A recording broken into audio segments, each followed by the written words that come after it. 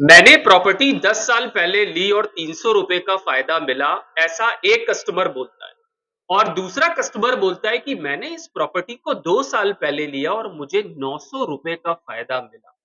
वो ही प्रॉपर्टी में एक कस्टमर ने इतना लंबे समय तक उस प्रॉपर्टी को रखा और उसको फायदा बहुत कम मिला, और उसी प्रॉपर्टी में एक कस्टमर को शॉर्टर पीरियड ऑफ टाइम में इतना फायदा कैसे मिल गया। नमस्कार दोस्तों, मेरा नाम है जितेंद्र त्यागी और आज मैं आपसे शेयर करूंगा एक ऐसी कैलकुलेशन जो आपके लिए जानना बहुत जरूरी है अगर आप प्रॉपर्टी में पैसा लगाने जा रहे हैं तो।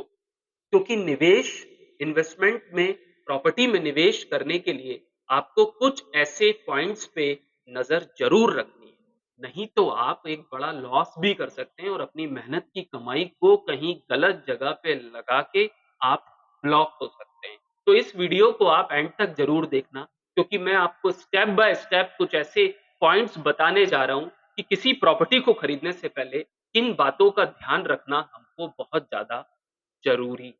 चलिए शुरू करते हैं इस वीडियो को और मैं आपको बताता हूं कि उस क्लाइंट ने उस समय पे ऐसी क्या गलती करी जो गलती हम ना करें, और गलतियों से सीखना हमारे लिए एक बहुत बड़ी जीत होती है।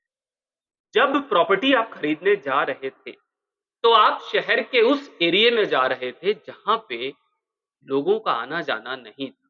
वो ब्रांड बहुत अच्छा था, मैं मानता हूँ, मगर वो ब्रांड अगर दिल्ली में बहुत अच्छा काम कर पाया है, तो वो उस शहर में वैसा काम करे इसकी कोई गारंटी नहीं।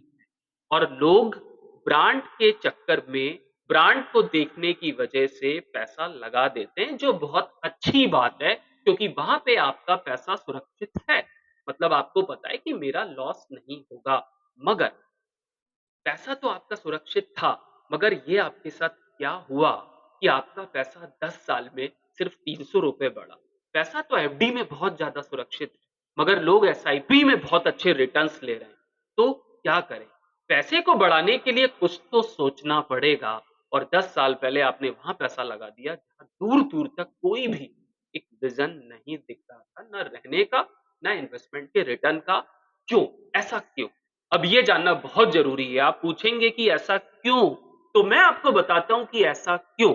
ऐसा इसलिए क्योंकि उससे पहले बहुत सारी प्रॉपर्टीज़ मार्केट में अवेलेबल थीं।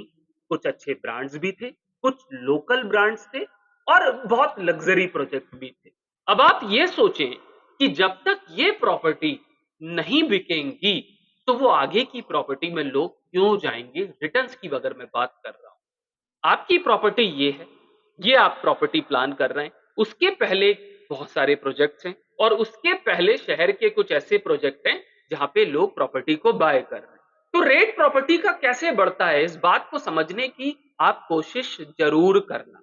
आपको पता है, अगर एक प्रोजेक्ट एक एरिया में एक रेट में आ जाए और वो प्रॉपर्टी वहां पे बिक जाए उसकी मार्केटिंग स्ट्रेटेजी से, तो आपको पता है कि पूरे एरिया में किस तरीके का माहौल होता है।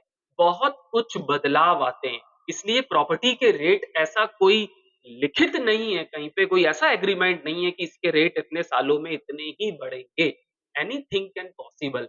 मगर इस प्रॉपर्टी में क्यों रेट नहीं बढ़े? क्योंकि ये प्रॉपर्टी बहुत आउट ऑफ द बॉक्स थी और आपने गलत समय पे एक ऐसी प्रॉपर्टी को खरीद लिया जिसने आपको रिटर्न्स नहीं दिए। तो उस क्लाइंट को रिटर्न्स कैसे मिले? क्योंकि वहां पे जब वो प्रॉपर्टी को खरीदने गया, तब ये सारी प्रॉपर्टी बिक चुकी थी और वहां पे डिमांड आने का समय आ चुका।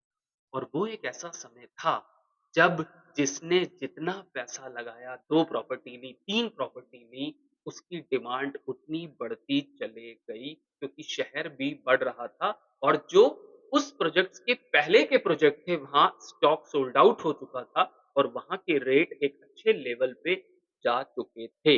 रेट तो कुछ भी नहीं होते हैं। अगर मुंबई की बात करें तो आपको दिल्ली, मुंबई के रेट्स के बारे में पता है कि वहाँ पे 90,000 में भी रेट ऊपर जाते हैं और 1.5 लाख तक पहुँचने के बाद भी लोग 90,000 के रेट की प्रॉपर्टी को 1.5 लाख रुपए रेट पर स्क्वायर फीट में खरीदते हैं। तो दोस्तों, इन बातों का ध्यान रखने के लिए हमको डिटेल्स में जाना होगा।